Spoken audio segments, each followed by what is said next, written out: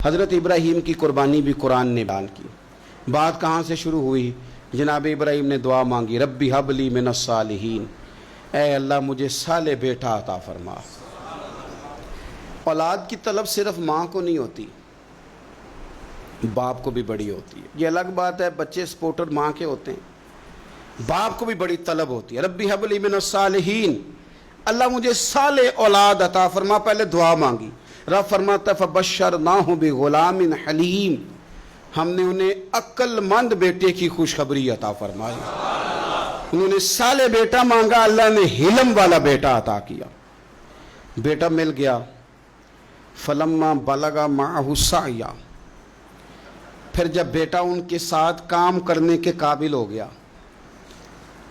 बंदा रात को थका मांदा घर आए ना, तो बेटा थोड़ा सा बड़ा हो जाए तो उसको चारपाई पे लेटा देख के अब्बा बड़ा राज़ी होता है।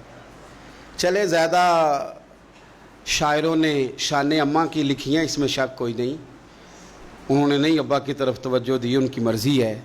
तो ज़्यादा बातें अम्मा के हक़ में हुई, पर बाप और बेटे का प्यार, बेटे और बाप का प्यार, अगर ये आयतें कुरान पाक की कभी समझ में आ जाएं तो शायद इश्क की सारी दास्तानें ख़त्म हो जाएं।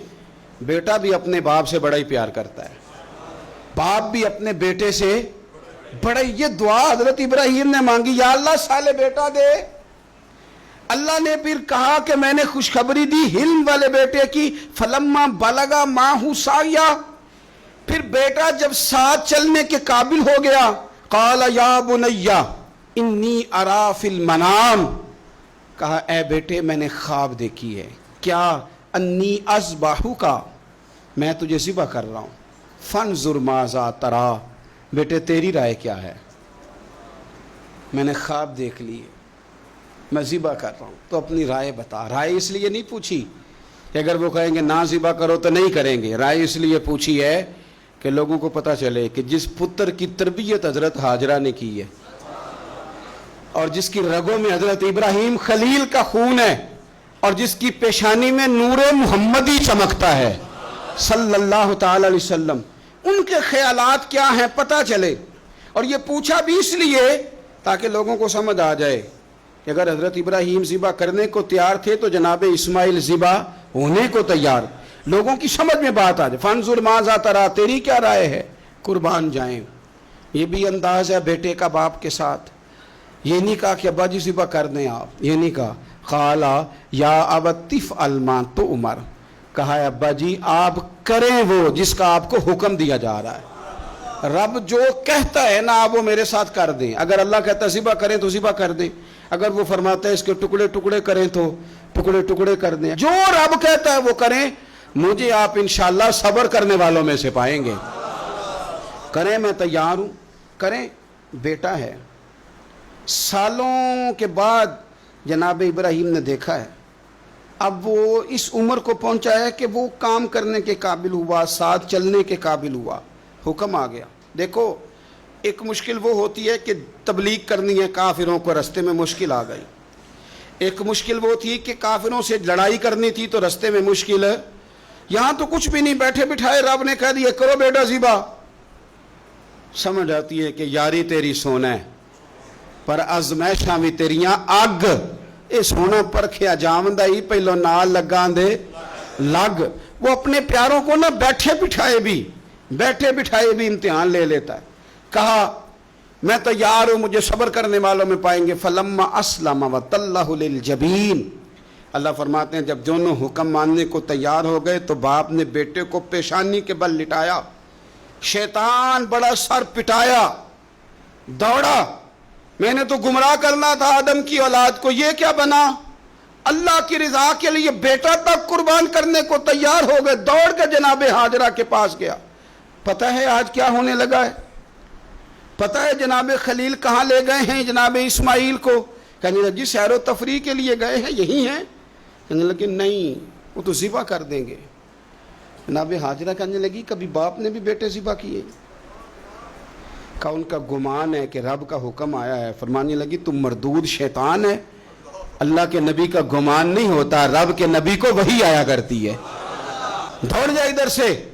अगर मेरे मालिक ने میری گود کا پالا مانگا ہے تو ایک اسماعیل ہے، کاش میری گود میں ہزاروں ہوتے، میں ایک ایک کر کے سارے اپنے رب کے نام پہ قربان کر دے۔ دوڑ کے آیا جناب اسماعیل علیہ السلام، پتہ ہے آپ کے والد کہاں لے جا رہے ہیں؟ فرمایا یہیں سیر کے لیے۔ کہنے لگے نہیں، ان کو تو خواب آئی ہے، رب کا حکم آیا ہے، وہ تو ذبح کر دیں گے۔ تو فرمایا ٹھیک ہے، میرے والد ذبح کریں گے تو میں ذبح ہو جاؤں گا، آپ نے میری بات کو سمجھنا ہے۔ پھر حضرت ابراہیم کے رستے میں آیا، کہنے لگا اے ابراہیم، حضرت جبریل تو آئے ہی نہیں، آپ کو تو حکم حضرت جبریل کے ذریعے آتا ہے، آپ خواب دیکھ کے بیٹا ذبح کریں گے؟ روڑے اٹھائے، کنکر اٹھائے، زور سے مارے، وہ دوسری جگہ آ گیا، پھر کنکر مارے، پھر تیسری جگہ آ گیا، پھر کنکر مارے۔ کیا دنیا میں یہ بھی انداز بھی ہے کہ روڑے ماریں تو عبادت کا ثواب ملے؟